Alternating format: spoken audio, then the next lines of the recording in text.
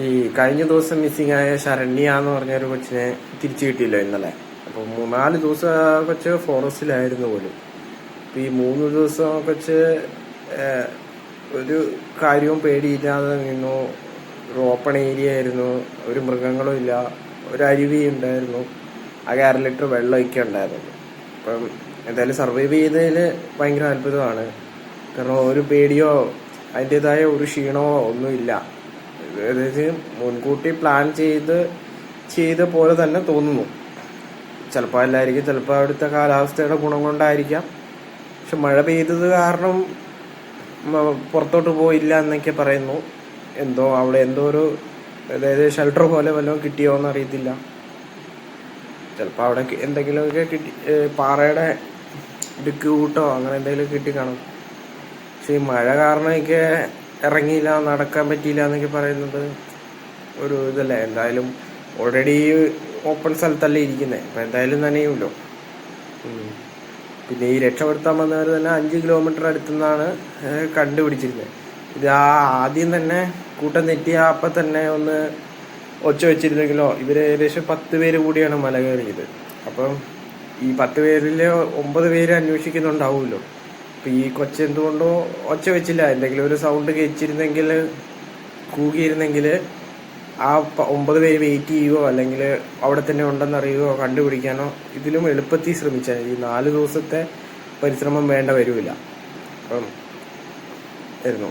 ഇത്തരത്തിൽ മല കയറുമ്പം നമ്മൾ സൗണ്ടുകൾ വെക്കുകയോ ഒച്ച കേൾപ്പിക്കുകയൊക്കെ ചെയ്യുവാണെങ്കിൽ, ഒന്ന് കൂകിയിരുന്നെങ്കിൽ ചിലപ്പോൾ അപ്പം തന്നെ ഒരു 10-15 മിനിറ്റിനുള്ളിൽ തന്നെ കണ്ടുപിടിക്കാൻ പറ്റേണ്ടതായിരുന്നു. ഇതിപ്പം ഈ കൊച്ചു തന്നെ വെച്ചാൽ കൊച്ചു മുകളിലോട്ട് കയറുമോ, ഇപ്പം ആ കൂടെയുള്ളവരെല്ലാം താഴോട്ട് ഇറങ്ങുമോ, അല്ലെങ്കിൽ കൂടെയുള്ളവർ മുകളിലോട്ട് കയറുമോ, എന്തെല്ലോ സംഭവിച്ചു.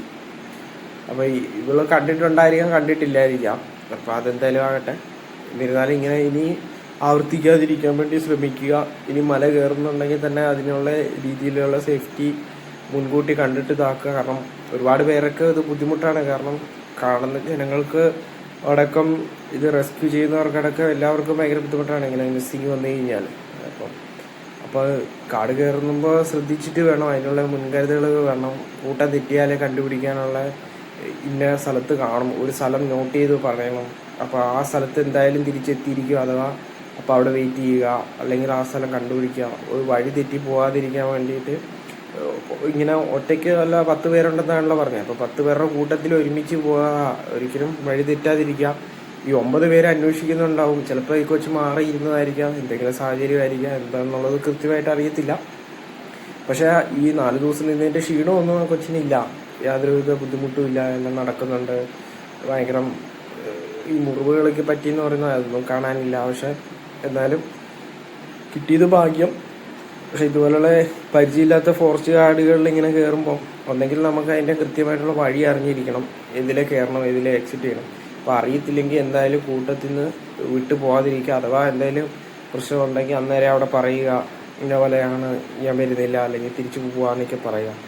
ഇത് കണ്ടിട്ട് ഇനി ആരും ആവർത്തിക്കാതിരിക്കാനും കൂടി ഇത് സഹായകമാകും. അപ്പോൾ എങ്ങനെയുണ്ട് നിങ്ങളുടെ അഭിപ്രായങ്ങളൊക്കെ ഒന്ന് കമൻറ്റ് ചെയ്യുക.